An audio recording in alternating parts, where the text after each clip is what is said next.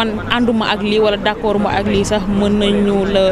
xañ sa bakkan donc bu ñëwee fii Sénégal gis jamono ji li nga xamante ne moom moo fi xew lu muroog dictature donc moom dafay xaw a ragal bu baax a baax donc fàttali na juge bi.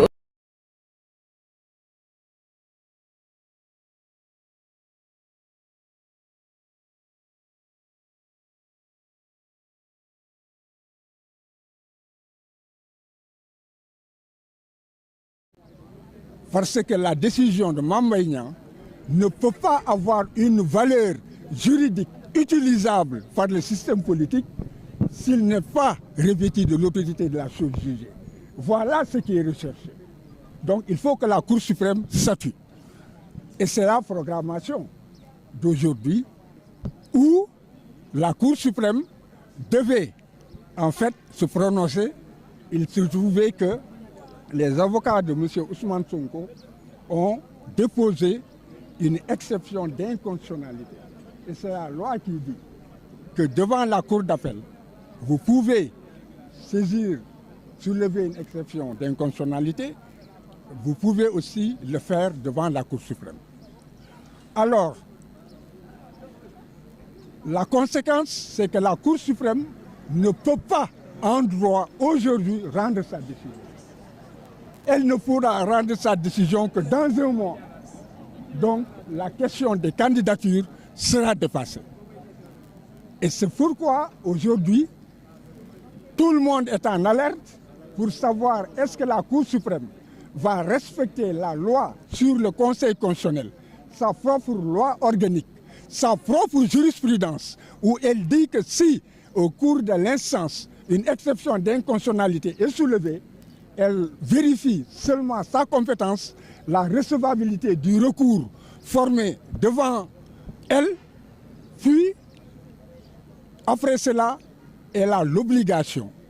de surseoir à statuer et de renvoyer le dossier au niveau du Conseil constitutionnel. Et le Conseil constitutionnel aussi, dans sa jurisprudence, a dit que la Cour suprême doit veiller à vérifier ces deux éléments, la compétence et la recevabilité. En dehors de cela, elle n'a aucune compétence. Donc, moi, en toute honnêteté, je ne sais pas, je ne connais pas cette procédure actuelle qui, en fait, est en cours. Parce que joindre l'exception au fond, cela veut dire que tout sera examiné par la Cour suprême. Alors que la Cour suprême a déjà examiné sa compétence. Si, en fait, elle ne l'avait pas examiné, l'audience ne serait pas tenue par une simple ordonnance. Elle aurait effectivement évacué la question. La Cour suprême a réglé la question de la recevabilité du point de vue de sa loi organique. Parce que si, en fait, il y avait la déchéance ou la forclusion, la question de la recevabilité du recours se posant par simple ordonnance, la Cour suprême aurait effectivement notifié aux parties la déchéance ou la forclusion. Elle ne l'a pas fait. Donc, du point de vue procédural, aujourd'hui, la Cour suprême sait que ces questions sont évacuées et qu'elle devait, après les rapports, entendre les parties sur l'exception d'inconstitutionnalité et maintenant renvoyer devant le Conseil constitutionnel en sursis avec un sursis à statuer. Donc, pour l'instant, les avocats de M. Ousmane Sonko ont plaidé. En ce qui me concerne, je ne suis pas entré dans le fond, je m'y refuse, parce que du point de vue de la procédure, pour moi, c'est une absurdité. Et c'est un piège aussi à con. Elle doit se prononcer sur l'exception et on saura quels sont ses arguments. Maintenant, il y a une pause, ce seront les avocats de la partie civile. Ensuite, le ministère public, il n'y aura pas de réplique. La Cour rendra alors sur le siège sa décision ou bien elle fixera une date de délibéré. En tout état de cause, je ne suis pas rassuré parce que du point de vue procédural, la pratique d'aujourd'hui, je ne la connais pas. Voilà. parce que gis nañu ne dugal ngeen exception d'inconstitutionnalité mais juge bi dafa décidé waaw léegi liñ ciy wax moom moo di que ñëpp xam nañ ne que état bi lu ne mu ngi koy def pour que Ousmane Sonko bañ a dem élection ci loolu la sanc ay complot bu njëkk bi moom moo di complot Adji Sarr wante complot Adji Sarr ba mu jógee ak ba ñu gisee ay déclaration yi Adji doon def ak li ñu xam ci dossier bi leeroon na leen ne que lii du mën a dem ci kaw loolu ñu jóg ci li nga xam ne que Ousmane Sonko ci benn déclaration dafa ne que am na benn rapport boo xam ne que dafa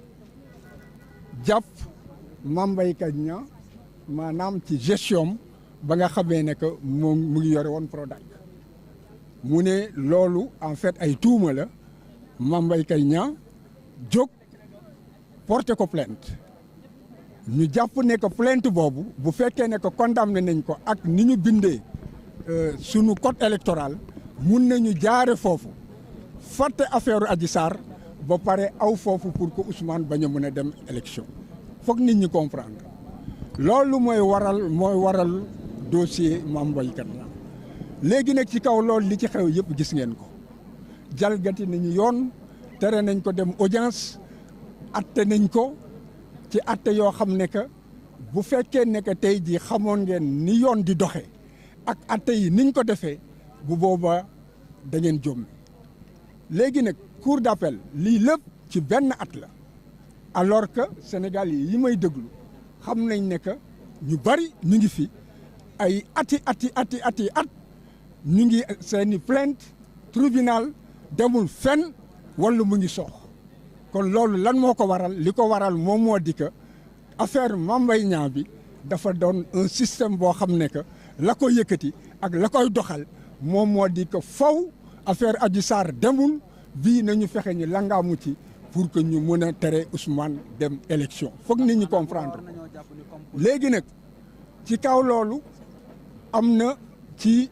maanaam xam-xam loo xam ne que bu fekkee ne que ci attekaay bii ñu nekk loolu dugg na ci seen nopp tegu na ci seen bët amuñu sañ-sañ atte bi dañ ko war a jébbal li ñuy naan conseil constitutionnel ñoom ñoo war a mën a xam loolu ndax dañu nekk mënu leen nekk ci réewu démocratie boo xam ne que nit ki da ngeen koy xañ mu am sañ-sañu wax ci réew mi ci doxalinu réew mi wax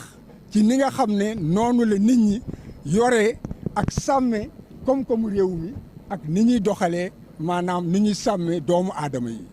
loolu moom mooy li nga xam ne bu sañ-sañ boobu amul loolu tekki na ne que ku mu neex mun nga luubal alal ji ku mu neex mun nga maanaam doxale yow sa ministère nu mu la neexee kon démocratie du doxee noonu léegi nag ponk bi nga xam ne moom lañ ko toppee dañu nekk moom ci boppam dafa ne ormaam dañ ko yàq maanaam dañ koo tuumaal wante juge bi de yemul ci ormaam moom Mame Mbaye Niang ne dañ koo tuumaal mais dafa ne ormaalu Mame Mbaye Niang ministre la mu doon ministre donc moo tax ñu tuumaal ko kon xam ngeen ne foofu yokku na ci loo xam ne nekku ci te loolu li tax mu yokk ko ci parce que daan boobu moom moo gën a diis daan bi nga xam ne moom la ñu war a mën a daan bu dee da nga wormaal rek maanaam citoyen ordinaire léegi nag fii wax ji agsi fii su fekkee ne que atte nañ ko tey bu boobaa ñoom dinañ jéem a nekk léegi affaire Adji Sarr bi nga xam ne léegi dee na 8 Adji Sarr ci boppam fàtte nañ ko utiliser nañ ko nañ ko waroon mun a utiliser ba xam ne que mënatu leen amal njëriñ bu boobaa décision bi ñoom la ñuy seet naka lañ ci langaamoo pour que Ousmane Sonko ñu ne ko am nga condamnation boo xam ne jeex na kon boog mënatoo bokk ci élection présidentielle yi te nag atte bu njëkk bi boobu mënoon na dem élection bu ñu ñëwee ci ñaareelu attel bi nga xam ne que fukki fan ak juróom-ñaar rek moo dox ci diggante ñaari ci ba ñu joxe appel ci ba ñu atte ak ba dossier bi demee cour d'appel foofu la ñu jël wëlbati yëf yi ne que léegi au lieu de ñaari weer léegi liñ ko tëj moom moo di juróom-benn weer yu mu dul tëdd te yoon dafa ne que bu fekkee ne que tëj nañ la lu mot juróom-benn weer donte doo ko tëdd yow mënatoo nekk ci élection présidentielle. kon gis ngeen fañ ko jëlee taw yi ñaar ba juróom-benn pour mu yem net yaakaar ne que mun nañu nax Sénégalais yi parce que dañuy naan kon ko tëddul kaso rek baax na alors que ñoom li ñuy dox ñu ngi koy doxal. léegi nag foofu nag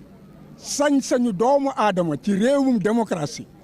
pour que nga mën a joxe yëkkati sa kàddu ci ni ñuy doxalee maanaam réew mi mun a yëkkati sa mun a yee nit ñi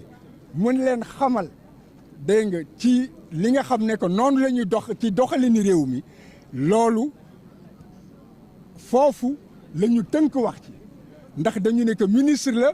te ba nga xamee ne que moom dafa yore woon ay koom-koomu réew mi foofu la luubal bi am kon pour que nit ñi yëg ko yëgle la te loolu droit yoon dafa nekk bu fekkee ne que loolu ci amee ci réewum démocratie nit ki mënuñu koo topp ab droit la. léegi nag constitution bi it dafa nekk loolu dañ koo sàmm ku ci ne war nga mën a jóg wax yow la nga xalaat ci doxalinu réew mi ak ndox mi réew mi naka lañ koy doxale kon mooy charte bi gën a kawe ñu tënk ko foofu nag ne kon yéen mënu leen atte loolu tànk ñii kii nga xam ne moom mooy xool yoon loi bi ndax méngoon naa constitution kooku xoolul ponk bi nga xam ne moom lañ topp Ousmane Sonko ndax bokk na ci li nga xam ne que si sañ-sañ la bokk sañ-sañu doomu aadama ci réewum démocratie wala bokkul ci sañ-sañu doomu aadama ci réewum démocratie kon boog tey ñoom mënuñu koo atte ci yoon su fekkee atte nañ ko tey jii man de la ma xam ak li ñëpp xam te ñoom seen bopp it atte yi nga xam ne atte nañ ko fi nekk bu fekkee nekk wax ju mel noonu yëkkati nañ ko seen kanam amatuñu sañ-sañ wax ci wax ji donte conseil constitutionnel waxul lan la ci xalaat su fekkee ne que nee na que méngoowul ak charte réew mi bu boobaa wax ji jeex na la ñu atte woon yëpp day saay day mel ni que musuta am et que loolu dañ koy dindi ci maanaam loi yi dootu ci bokkati su fekkee ne conseil constitutionnel nee na que méngoo naag charte réew mi ak engagement yi Sénégal am booba la dossier bi di ñëwaat cour suprême war koo mën a atte te loolu diggante bi lu mu gaaw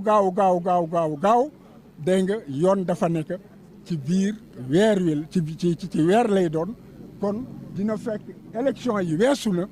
na nga xamee ne que noonu la waxu Adji Sarr saayee amatul benn solo noonu la wax ji di saayee amatul benn solo kon boog kon tey ji nit ñi xam ne que bés bi bés la boo xam ne que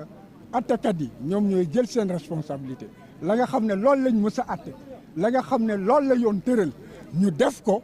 ne wax ci fi mu ne aj nañ ko ba conseil constitutionnel wax nii nag muy doxee ñu ne que dañuy boole wax yëpp wax bi nga xam ne que dañ ko war a jébbal conseil constitutionnel wala ak dañ ko war a atte ba mu jeex lii ngeen di ñaxtu fii yëpp la ñuy boole door di joxe suñu atte dama ne doxalin boobu pour man doxalin la boo xam ne jànguma ko te xawma ko te tey na sama xel.